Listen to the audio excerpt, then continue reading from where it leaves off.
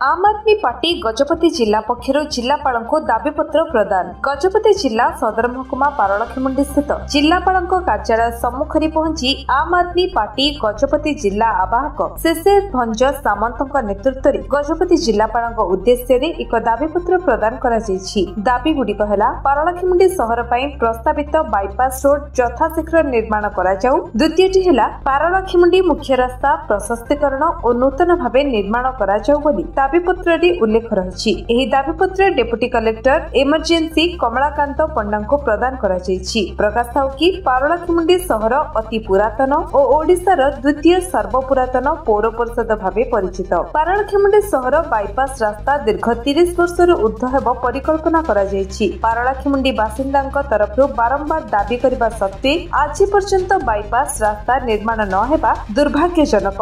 दिनकु दिन जनसंख्या वृद्धि पाइबा सह गाड़ी मोटर बा जानवाहन संख्या वृद्धि पाउछि, जहा फल ट्रैफिक समस्या बढ़ी चली। बाईपास रास्ता हेबा द्वारा लोकंक समय बंचिबा सहित ट्रैफिक समस्या दूर हेबो। सेहिपरि पारलाखेमुंडी सहरर मुख्य रास्ता संकीर्ण खाल खमारे परिपूर्ण। एथिपई बाईपास रास्ता और मुख्य रास्ता प्रशस्तीकरण और नूतन भावे निर्माण करबा जरूरी अटे बोली आम आदमी पार्टी जिला आवाहक शिशिर भंज सामंत गणमाध्यम को सूचना दैछंती।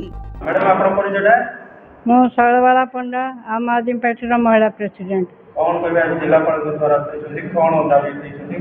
हमर होची मुख्य रास्ता वर्तमान टाउन बहुत गहली हो जाउची, बहुत भी एक्सीडेंट होची, बहुत चाली जीवा को भी बहुत असुविधा होची, गाड़ी घोड़ा बेसी एक्सीडेंट होची। तापर हमर बाईपास रास्ताटा हब बोली सब आम शुणुचु कि एपर्यंत किसी हो पारनी। सेटा हेले ट्रक गाड़ी घोड़ा बड़ गाड़ी भारी जान गुड़ा सेपटे पलैले टाउन टा आमको सुविधा हम जावा आसा करने। लोक मैंने बहुत हंतसंत होती, शीघ्र गाड़ी घोड़ा जापर ना, से आमर से मुख्य दाबी। शिशिर कुमार भंज सामंत आम आदमी पार्टी गजपति जिला आवाहक।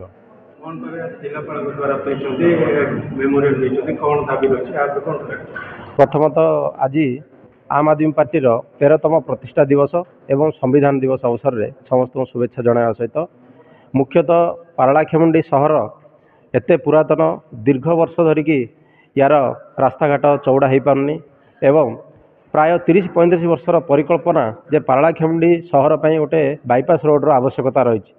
आम देखुचे बहुत दिन धरिकी बाईपास रोड हम बोली आम शुणा मिलूँ, किंतु तार कौन प्रकार रूपरेखा आज पर्यंत आम देखा पाइलु ना।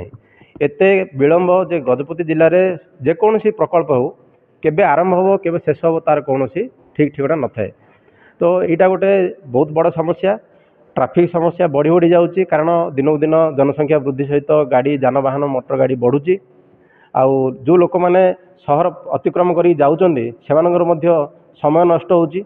ए दुईटा दृष्टि आ बाईपास रोड यथाशीघ्र निर्माण करवा आमर आज दाबी उपस्थापना करूँ।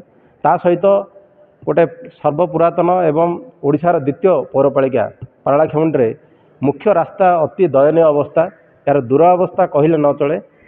आउ संपूर्ण रास्ता खाल खमारे भर्ती, ताकू जनसाधारण बारंबार दाबी सत्वे मुख्य रास्ता निर्माण हो पारा ना, ताकू केवल किसी मरामती करी ताको एडजस्ट करुचंदी। आउ मु भावुची जिला प्रशासन या प्रति आंतरिकता नाही। आउ मुख्य रास्ता पुनः निर्माण एवं चौड़ा प्रशस्तीकरण बहुत जरूरी, कारण बड़ गाड़ी 2-3टा गले रास्ता जाम हो जाउची। तो बाईपास रोड एवं पारलाखेमुंडी मुख्य रास्ता निर्माण होची आमर आज प्रमुख दाबी। निश्चित रूप से आम यही दाबी को आगू बढ़ेबू।